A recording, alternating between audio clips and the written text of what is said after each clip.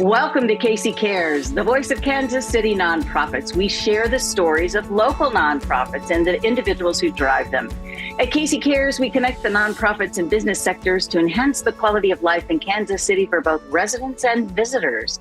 This Casey Cares segment is brought to you by the Ewing Marion Kaufman Foundation, www.kaufman.org. I'm Ruth Baum-Biggis. April is the month of the military child, a time set aside to honor and celebrate military children and youth for their service, commitment, and sacrifice in support of the military's mission. What better time to have as our guest the nonprofit organization United Through Reading. Its mission is to bring the importance of the reading experience to any child of a parent in the military, whether active duty or retired. United Through Reading was started 35 years ago and has been bringing thousands of children and their military parents together despite distance. Joining us today is Melanie Sheridan, who is the Vice President of Marketing and Communications for United Through Reading. Melanie has firsthand experience, and we welcome her to the show to learn more about this organization and how it does touch Kansas City. Melanie, welcome. Hi, thank you so much. And thank you for the promotion you just gave me. Absolutely. I will take it. I'm going to put that out in the universe. So, welcome. People might be saying, well, she's not in Kansas City, and this is a big organization. So why don't we talk about overall and then how you touch our community? Right. Well, like you said, United Through Reading has been around since 1989. We are worldwide. So even though we are based in California, our services are available to military members around the world, which is how we can be in Kansas City. And our main mission is simple, is that we want to keep military families connected, no matter where they are in the world. How did this organization come to about? I'm so curious. There's so many things tied to military. So give us a little peek. Well, our founder, she was both, she had a military connection and she was in the education space. She had the idea to marry the two, and she literally took, so this was way back when, she literally took a VHS camcorder to a pier in San Diego and asked departing sailors, would you like to video yourself reading a bedtime story to your child? And then she handed them these, she got their address, and then we mailed these cassettes, back to these families. So it was, again, she saw the need for, these folks are leaving, they're leaving their families behind, who are going to be missing them. And then also just how important reading is and that touch point that it can be in a family's day. So she married the two. And then since then, we have graduated, thankfully, from those clunky VHS tapes, though we do hear from some of our constituents, some of our families, they still have those. So people who have, I know it's very touching to hear that occasionally that people will say, I still have my VHS tape from when I was, deployed many, many moons ago. So that was, literally it. She was out there standing, next to a ship and said, would you like to do this? And then here we are today. Thankfully, no VHS tapes, but we do have our own app. So. Oh, that's exciting. Tell us a little more about that. Well, again, as technology moves, so we went from VHS tapes to DVDs, to mini DVDs, and then we still do use SD cards, and that's a whole conversation about Wi-Fi availability and things like that, to the development of the app. So now we literally say we can provide storytime on demand for these families. Someone can just pick up our app, fire it open, either read a book that they happen to have nearby or one that we may have sent to a location, or one of the books that's already in the app. They can start reading. And then that video, somebody on the other side is going to say, get an email that says you've got a video from, your loved one, and then they can pop that open. And then we also send a copy of the book so that the person who's watching the video can follow along. So it's just another way for them to get that experience that that person is there, as close as we can get them, with them, and that they're reading together. Oh gosh, I'm going to really date myself, but I remember when my dad was stationed in the Air Force in Korea, flying in and out of Vietnam at the time, at any rate. And we used to get those big reels, of tapes that they would record. I mean, and they're treasured, but oh my gosh, this is one place that we can't diss technology because it's fantastic given how big the world is. So, right. How do you find the military families? How do you make that connection? There's thousands and thousands. Right. Well, so we rely on, everybody in our staff, 94% of our staff is military connected. We are either a veteran or a spouse. So we really reach out to our networks, the places that we've been, the places that people have been stationed. We rely on a lot of, chaplains' offices are really important to us because they usually have a dedicated space for us where we could send out what we would call a story station kit. We would send a ring light and a tablet stand and a selection of books. And they also have the pulse of their community, and they may know when their service members might need, that little touch point and that connection to home. So chaplains are really important to us. Our volunteers are extremely important to us.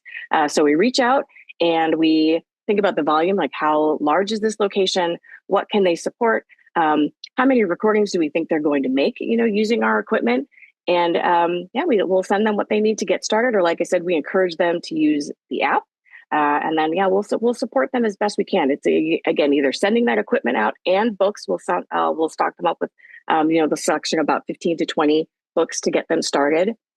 And then again, the volunteers, we have had many people who have had, hundreds of books show up at their homes because they're going to run, a series of events for us in a community. And they will help us prep those books and, set up our tables with our tablecloth and our logo. And so our volunteers are just, they're boots on the ground for us. And they also give us back that feedback from their communities, because what's happening in Kansas City, for instance, may not be the same thing that's happening in San Diego. And it also kind of varies across branches, so which branch may need more support at any one time. So we really try to stay as fluid as we can and able to meet, the needs of the community where they are at that time and get them, the supplies, like I said, to stay connected to their families back home. So this is going to the military number to do the reading. Now, what if you've got people stationed all over the world? How do you do that? We have somebody she is a logistics guru. I mean, I tell you, when it comes to her being on the phone to say, "Hey, you have one of our recording stations, and I have somebody pulling in over here. Is there any way I can get this?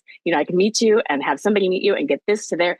It's the logistics behind what we do is really actually amazing, considering the small nature. We're a small but mighty team. But so like I said, we understand, because we live this life. We understand how challenging it can be for people who are, halfway around the world to maintain those connections. So if we find a command and they can carve out a little bit of space, either on a base or on a ship for us, we will take advantage of that space. We'll send you the recording equipment. We'll send you a little library of books.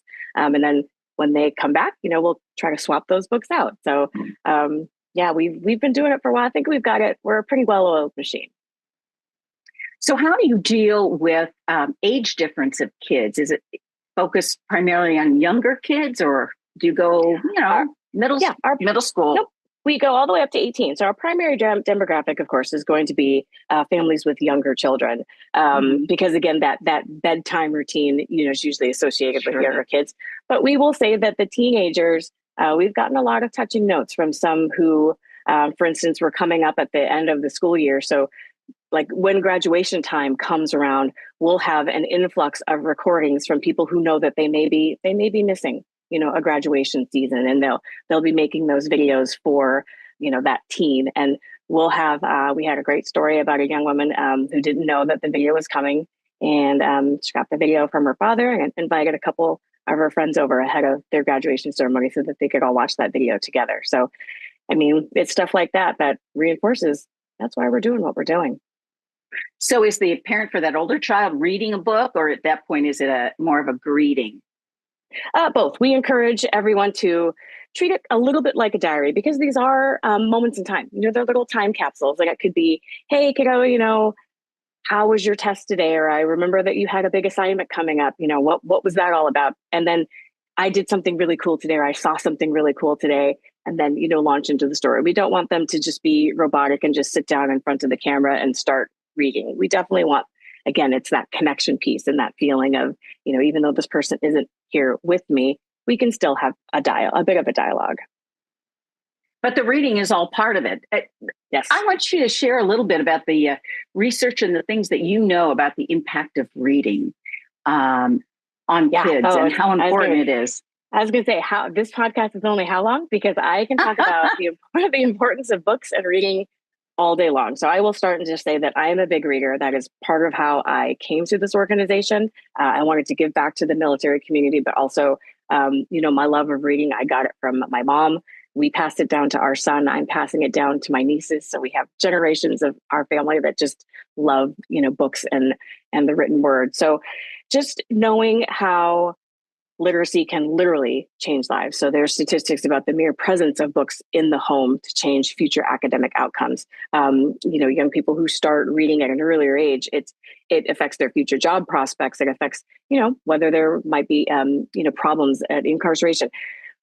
Books are not just a thing, pages with words and letters on them. They really are a gateway to fluency. One of the things I like to say a lot is good readers make good writers. They make good critical thinkers.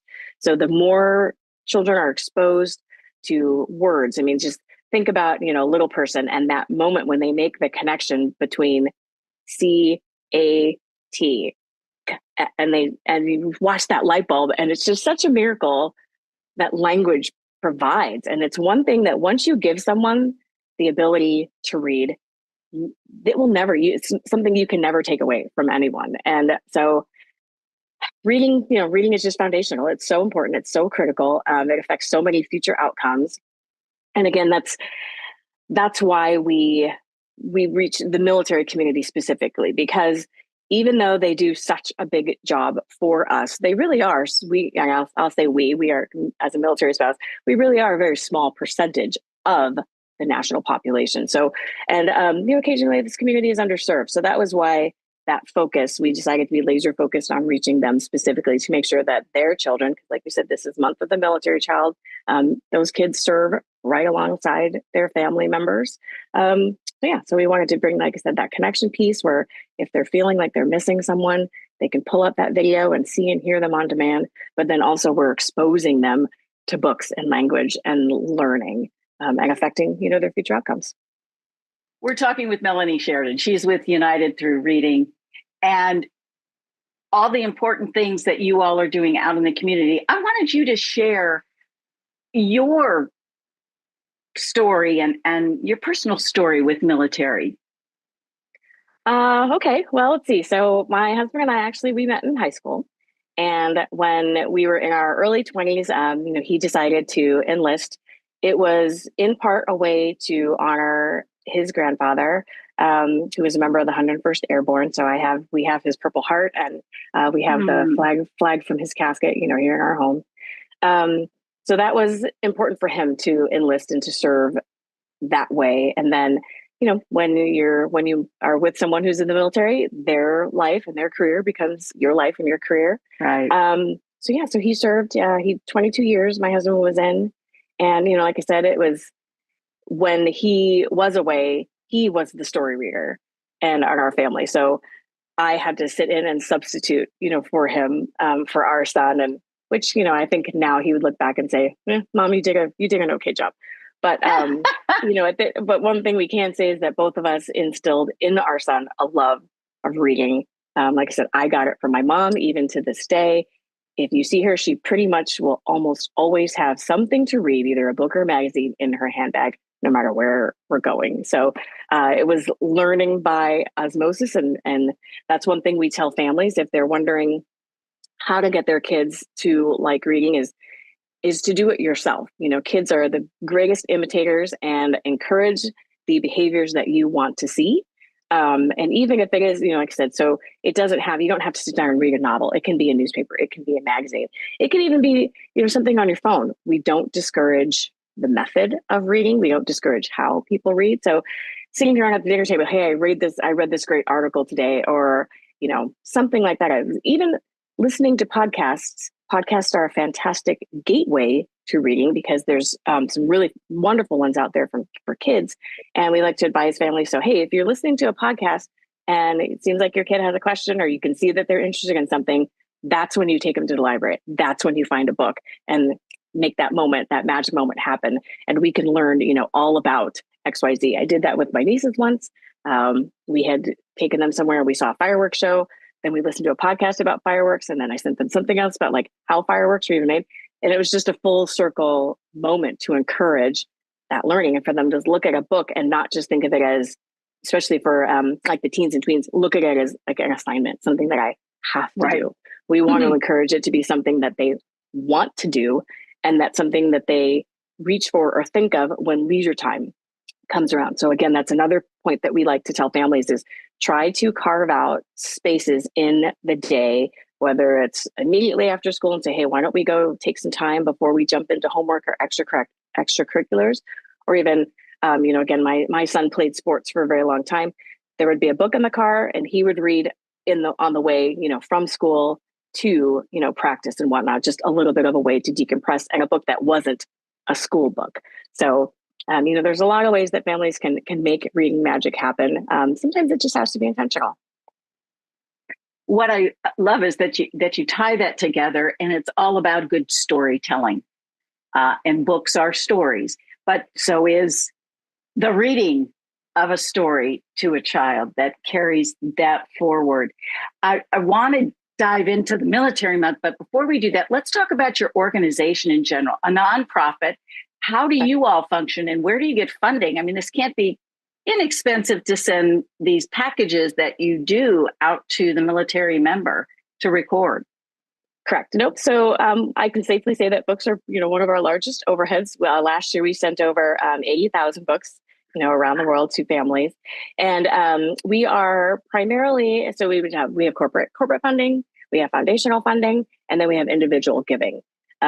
So those are our primary drivers of, helping us, achieve this mission of, sending books around the world. So if anybody would like to help us with that mission, unitedreading.org, we have tons of ways to get involved, not just financially, but again, like I said, our volunteers are boots on the ground. And you are there in Kansas City. We would love to have more volunteers in the middle of the country specifically.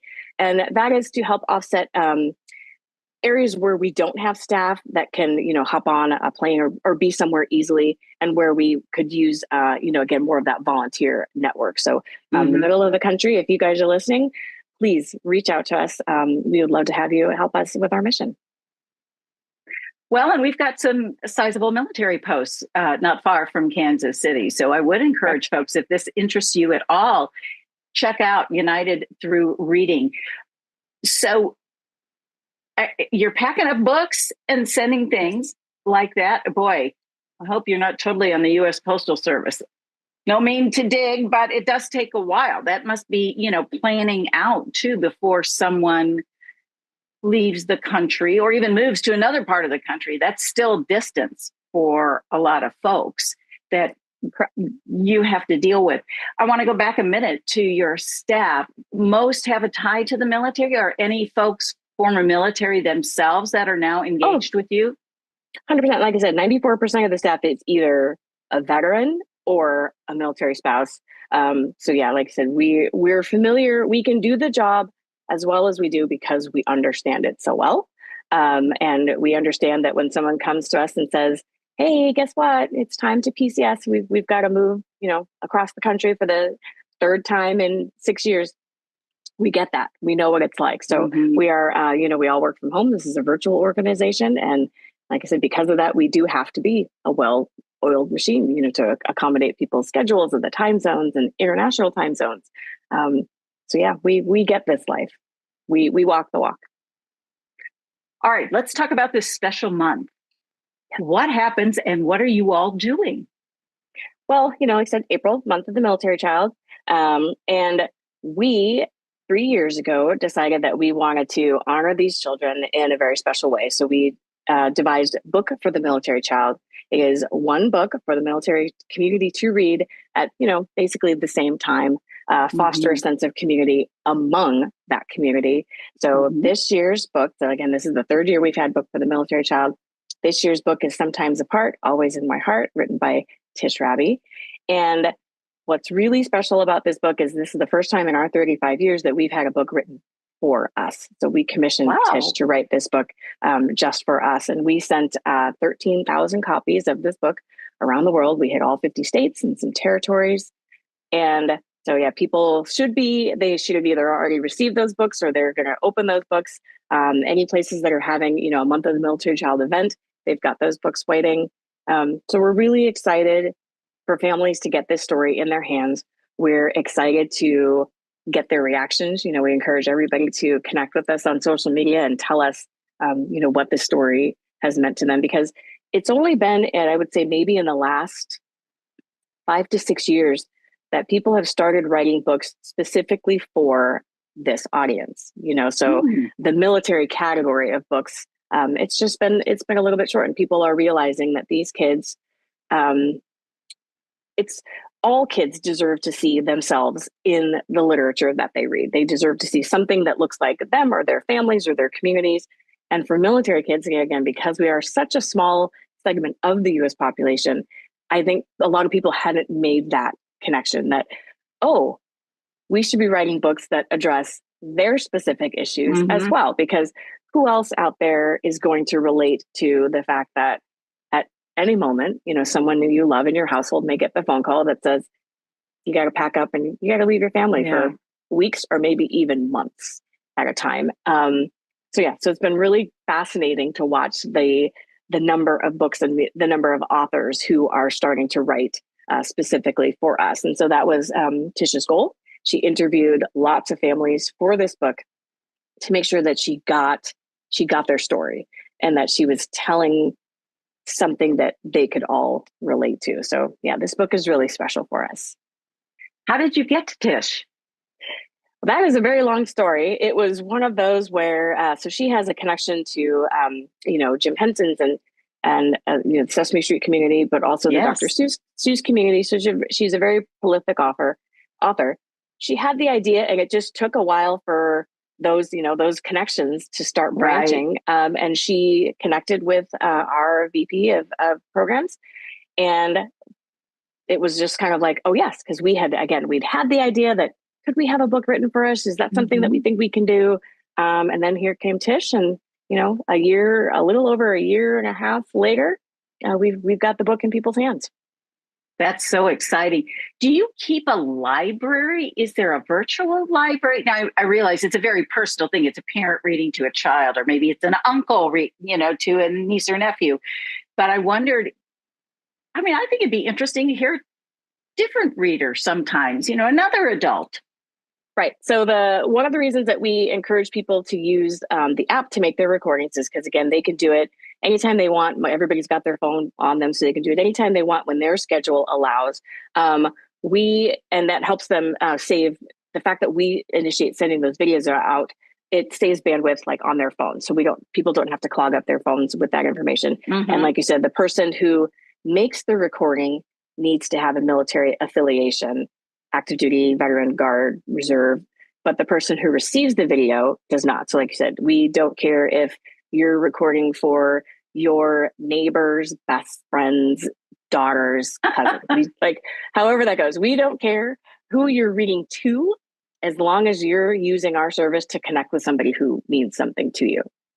So again, don't care who they're reading to, and the app is the easiest way to do it. Now, I think I derailed myself. Ask me your question one more time, because I want to make sure I actually answer. No, I was just curious if there was any kind of central library once a parent has done this, where they can maybe recall it or send it to another person. Yes. So when they make a recording, either with us, they can designate who they want those videos to go to. And so there is a digital library. You can pull those up, at any time you want to, which is why we say Storytime on demand. And we also have a different aspect of a library on our website. We have hundreds of books that we have categorized by interest level and age group. So if people are wanting to start a reading routine at home, they can go and they can scroll through and look at the recommended books, that we have there. So we have both a recommended library on our website, and then we have the digital library on the app. When people use the app, we have some ebooks that are there. So if there happen to be somewhere on a base that maybe, so again, like in Kansas, a base that we haven't got boots on the ground there yet, and we don't have a story station yet, there are ebooks in there that they can use to record. And then we also have what are called spotlight stories, where we have people volunteer to read books, and we put those, we rotate those out about every month. So right now people could go on the app and hear Sometimes Apart, Always in My Heart being read. And then we use that feature of our app, we've been getting stories in multiple languages. So sometimes we'll have stories that are read in Spanish, and we have stories that are read in American Sign Language, which was a really great development for us because again, we want to be able to again reach as many facets of the military community as we can, and then also, knowing that occasionally some of these videos reach the community, the military civilian community. So, for instance, for Veterans Day, we let classrooms come to us and sign up to receive one of these spotlight videos. And any teachers who want to do some type of Veterans Day themed programming in their classroom, we store it. It's called Storytime with a Service Member. And they can sign up and, they'll bring a service member into their classroom and that person will read. So it's a way to bridge that civilian military divide as and let the kids in these military affiliated schools. So, all the schools around bases tend to have a high concentration of military kids. So it's just a way for us to make that another touch point. And, who are the people in your neighborhood? It's service members service members are in your absolutely. Neighborhood. And for the kids, in these classrooms that have, military kids in their classrooms, just for them to maybe understand them a little bit better.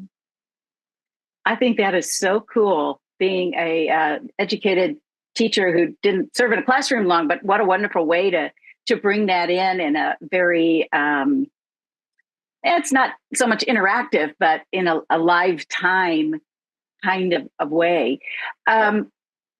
Do you all have you thought of book clubs among the folks that are then reading and having kids discussing? We are broaching into that area. And again, if anybody wants to volunteer to help us lead that initiative, we did actually have success with a National Guard unit. They had a group of teens. It was a National Guard leadership type of situation. And so we sent them a bunch of teen books because again, we do go from, birth to 18 is the service area that we cover. So they did all get together for a leadership thing, and they all sat down and sent us great pictures of them, all reading together. So yeah, a book club is not out of the realm of possibility because we are worldwide. It might be logistically, something that we'll put our thinking caps on and see if we can do it. And if anybody is interested in that, please let us know, because that will help us drive, programmatically. It's like, hey, if I hear there's a community in XYZ area that thinks a book club would be great, let us, like I said, let us know. We do have a partner out there where we send books to them and then they host a book club. So that is also another way for us to get books in people's hands. We have so many great partners like Reach Out and Read and Blue Star Families. And like I said, we will send them books to go along with literacy themed events that they're having. So libraries, we'll send a lot of books for people to have story time at libraries, and like some book clubs. We do have them at Coffee Connects with moms and babies, and we send books to Operation Shower where they include board books. So we give baby's first board book, baby bundles. Anyone who it makes sense for us to send a book and help with that literacy piece, we will try to make that happen. United Through Reading, you're another wonderful example of people just taking a moment from personal experience and how can you help someone else. So we salute you. No pun intended. No pun intended. Exactly, but I will take it. We salute every. Like I said, it is our honor to serve those who serve. It really is. Well, it's United Through Reading. Check them out. They can use volunteers anywhere, support from anywhere, because you know what? Military families are everywhere. So thank you, Melanie, for joining us. Thank you so much for having us. Thank you for joining us for KC Cares. We're Kansas City's nonprofit voice, and we're produced by a nonprofit called Charitable Communications. This KC Cares segment was brought to you by the Ewing Marion Kaufman Foundation, www.org. To be a guest on our show, or if you feel like underwriting what we're doing, go to our website at kccaresonline.org and spread the love. You'll find us on Facebook and Twitter at KC Cares Radio and Instagram at KC Cares Online. And don't forget, you can catch us on Saturday mornings at 8 a.m. on ESPN 1510 a.m. and 94.5 FM. Thanks for joining us on KC Cares.